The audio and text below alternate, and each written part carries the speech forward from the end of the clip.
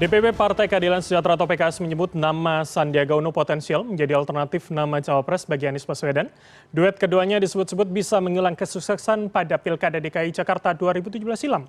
Namun di sisi lain ajuan nama Sandi juga disebut akan mempengaruhi soliditas koalisi perubahan.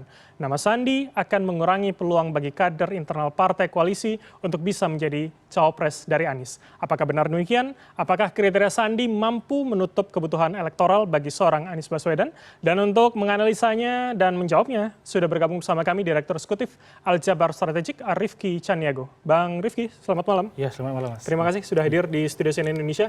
Ini saya langsung saja begitu. Ini kemudian kalau kita lihat nama internal itu sudah ada.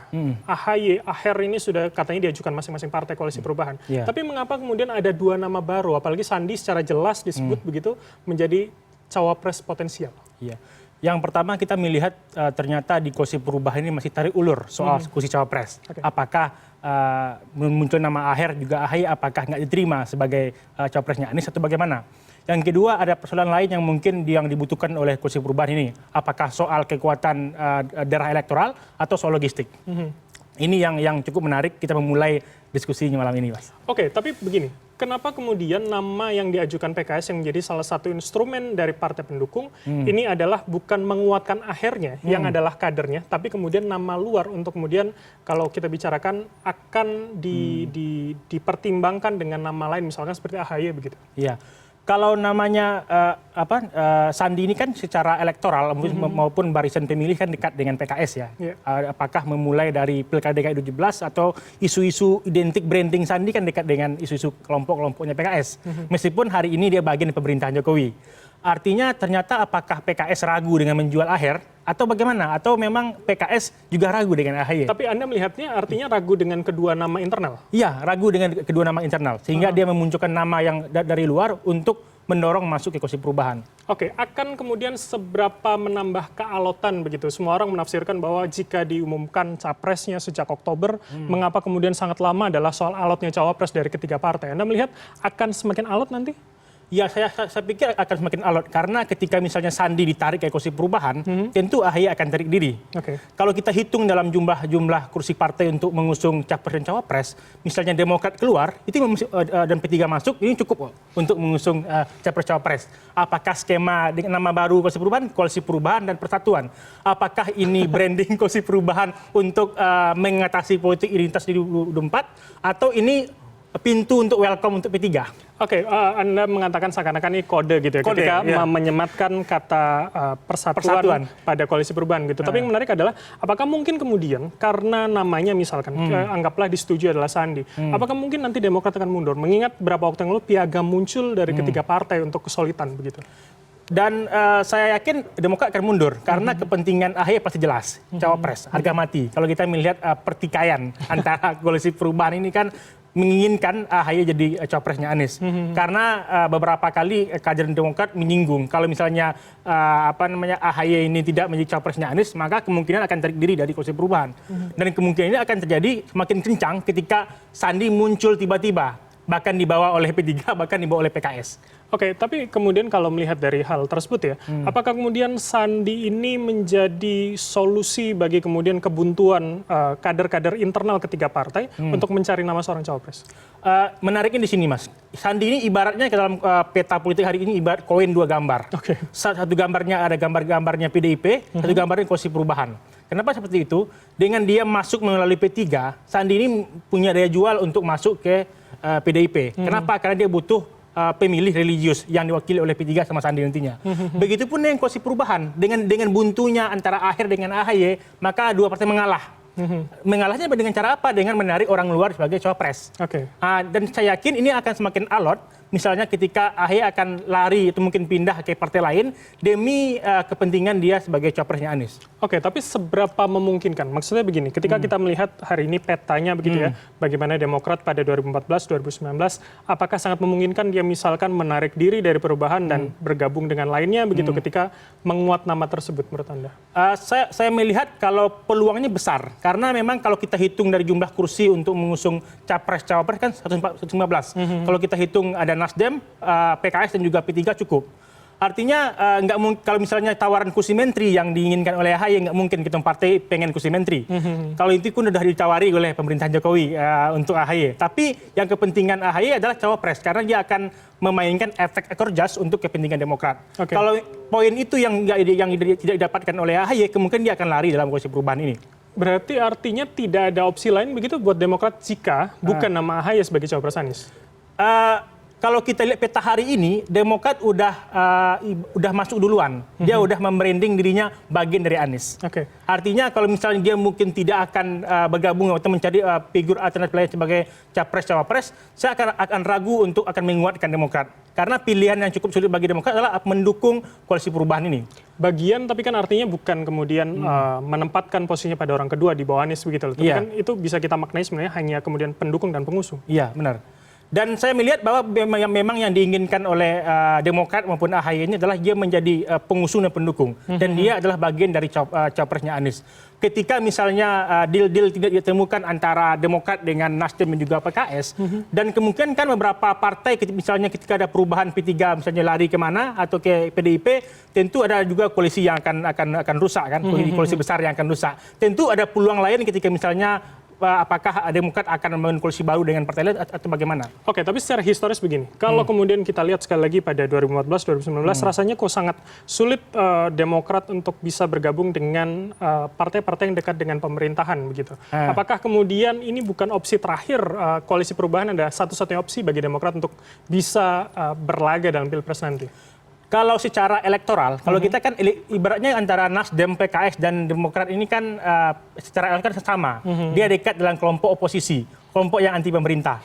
Ibaratnya kalau dia bermuara ke koalisi besar, gabungan KIR sama KIB, ini kan kingmaker-nya Pak Jokowi. Kalau dia main ke PDIP, kingmaker-nya Bu Mega. Artinya Demokrat ibaratnya kan dianggap sebagai orang yang nggak boleh diterima di dua kelompok ini. Artinya karena memang dia udah menandatangani sebuah piagam untuk membranding dirinya bagian dari Anies, mau nggak mau apakah Sandi jadi cawapresnya Anies, tentu ada komitmen lainnya akan apakah merugikan bagi Demokrat, dia harus terima hal buruk ini.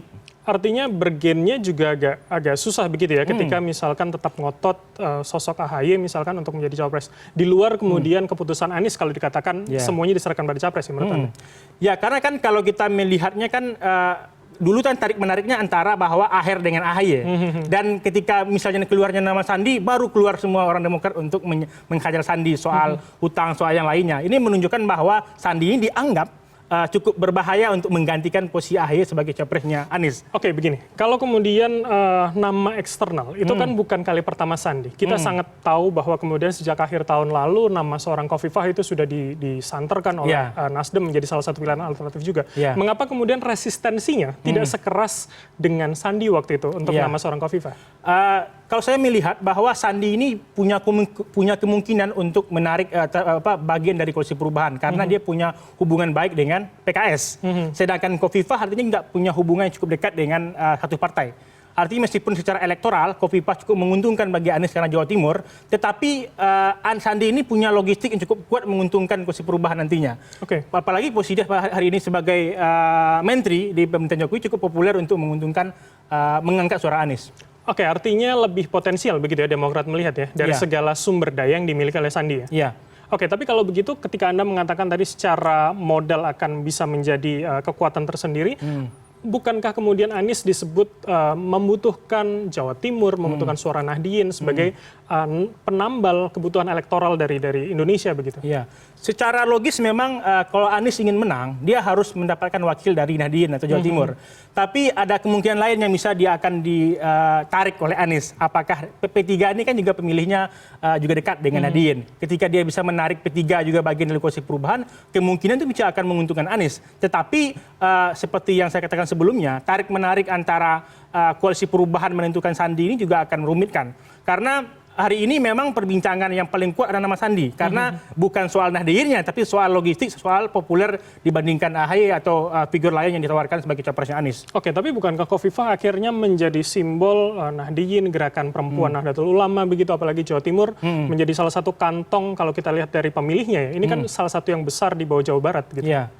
Kalau memang Khofifah memang figur yang cukup mewakili untuk bahkan Khofifah ini dikatakan sebagai figur yang paling menarik di semua capres. Karena pertama dia perempuan, NU lagi kan, artinya juga Jawa Timur. Artinya tentu Khofifah juga berhitung siapa yang berpotensi akan menang. Karena apakah dia akan melepaskan kursi gubernur untuk periode kedua atau dia akan jadi copres dan itu menang. Oke, berarti orang masih membaca begitu ya, apakah Pilgub Jatim atau kemudian Pilpres 2024. Oke, apakah kemudian menurut Anda seberapa penting modal logistik tadi dibutuhkan oleh seorang cawapres? Apakah kemudian bukankah itu bisa didapat dari tim kampanye lain? Tidak harus menjadi cawapres, tapi modal itu kan bisa dihitung gitu loh dari tim ataupun koalisi yang ada di dalamnya. Iya, kalau kita belajar di Pilpres 2014, 2017 di Pilkada DKI sama dengan 2019, kita tahu siapa yang paling capres-capres yang paling banyak keluarkan logistik kan. Meskipun ada mungkin donatur funding dari luar untuk membantu, tetapi kan biaya politik nggak semurah itu. Funding punya kepentingan lain soal figur-figur yang akan bertarung di 2024. Tentu para sponsor akan berhitung siapa yang berpotensi menang. Kalau misalnya sponsornya nggak ada bagaimana? Artinya para capres harus siap dengan dirinya sendiri jika ingin menggerakkan mesin partai maupun mesin pemenangan capres-cawapres. Oke, paslon akan juga dituntut begitu ya untuk bisa memenuhi semua kebutuhan logistik tadi. Nah ini yang menarik juga, bagaimana kemudian dengan sosok Sandi hari ini dianggap dekat dengan pemuda, tapi kemudian ini kan kita tidak bisa bicara hanya pada level urban begitu. Bagaimana suburban yang juga banyak di Indonesia, banyak kemudian ada instrumen-instrumen lain yang harusnya bisa digali dan ditutupi dari seorang sosok cawapres bagi Anies. Iya. Kalau kita melihat figurnya Sandi, memang dia lebih dekat dengan isu-isu soal apalagi dengan posisi sebagai Menteri Kreatif hari ini, pariwisata, dan juga dia dekat dengan isu-isu keislaman yang artinya meskipun dia bagian dari pemerintahan Jokowi, tapi kalau kita lihat secara isu-isu cara berperilaku dan lainnya itu kan cukup mengarahkan Sandi ke kelompok yang sangat religius. Ini juga akan menarik bagaimana Sandi ini akan dipercakapkan di lingkaran elit maupun koalisi, apakah dia akan mampu menderek elektoral, baik koalisi yang berhaluan nasionalis maupun koalisi yang berhaluan religius. Kalau hari ini terlihat seperti apa? Mana yang bisa ditarik? Hari ini Sandi ini ibaratnya memang sangat pintar sekali menurut saya. Dia ibarat koin yang dua gambar. Ibaratnya ketika dia mendekat ke PDIP, dia akan menawarkan dirinya, saya paling religius dan saya punya P3 misalnya. Maka PDIP kalau ingin menang dia harus mencari partai yang religius. Dan saya figurnya. Namun ketika dia mendekat ke koalisi perubahan, PKS pasti akan menawarkan Sandi untuk menjadi cawapresnya Anies. Selain punya hubungan yang kuat, tapi juga didorong dengan P3 masuk ke koalisi perubahan. Selain itu juga didukung dengan kondisi koalisi perubahan yang lemah secara logistik hari ini yang masih terseok-seok ya. Kalau kita hari lihat beberapa waktu ini kan panggung untuk Anies bicara kan lemah sekali. Karena hari ini orang bicara tentang pertemuan koalisi besar, KIB, KIR, sehingga Anies hilang dalam peredaran. Kalau kita melihat peta politik bagaimana percakapan tentang Anies sangat rendah beberapa waktu ini. Sehingga dia butuh figur yang cukup kuat untuk membantu dia dipercakapkan secara elit maupun di level elektoral. Artinya akan bisa menjadi nama seakan-akan menjadi kail begitu untuk mengangkat nama ini untuk lebih diperbincangkan menurut Anda? Ya, yang pertama memang penting karena Sandi memulai perbincangan ketika dia memulai dengan jadi matahari kembar di Gerindra. Sehingga narasinya pelan-pelan ibarat teori bubur panas, dia pelan-pelan dari ujung ke ujung sehingga dia muncul dekat ke P3, lagi kembali ke Gerindra, dia ngaku nggak keluar dari Gerindra, sekarang dengan PKS. Artinya Sandi seperti membaca bagaimana algoritma politik Indonesia pelan-pelan sehingga semua orang hanya melihat ke dia. Artinya kalau dia membilang kepada semua capres, kalau teman-teman ingin jadi memenangkan Pilpres, tolong lirik saya. Artinya secara algoritma Sandi seperti membaca poin-poin ini, Mas. Oke, menurut Anda berarti sekarang dia sedang membranding adalah bagian dari instrumen Islam dari P3 yang kemudian bisa dijual untuk memenuhi kebutuhan elektoral bagi para capres begitu ya? Iya. Dan saya membaca memang poin itu yang dimainkan oleh Sandi. Maka pendekatan kenapa Sandi itu masuk ke P3 duluan baru ke PKS, karena dia yakin PKS pasti akan menarik dia. Kalau dia main ke P3, maka dia akan bisa ditawarkan juga ke Ganjar misalnya. Kalau misalnya PDIP jadi mengusung Ganjar. Tapi kalau misalnya nggak jadi Ganjar, paling nggaknya PKS masih welcome untuk mendorong Sandi di koalisi perubahan. Nah, ini poin yang cukup menarik. Apakah KPP ini untuk pintu welcome untuk P3, saya nggak tahu ya. Berarti semua diketok pintunya begitu. Nah, terakhir Mas Rifi, artinya kemudian sangat bisa sekali kita baca bahwa sudah pasti, sudah fix seorang Sandi akan menjadi kader P3 begitu, meski sekarang orang masih belum melihat hilalnya begitu. Jadi kalau saya membaca ini memulai di sini Mas, bahwa Sandi oke dia populer, punya banyak uang, tetapi dia nggak bisa membeli waktu Mas. Artinya ketika dia bertahan di Gerindra, dia akan menunggu apakah dia akan dijalankan Gerindra atau tidak di 2009 atau 2024. Artinya pilihan bagi Sandi itu cukup realistis. Dia mencari partai yang butuh dia, baik itu soal efek ekor jas maupun soal logistik. Artinya P3 pintu masuk Sandi untuk menarik koirnya kemana-mana, baik ke kelompok nasionalis PDIP atau ke koalisi perubahan.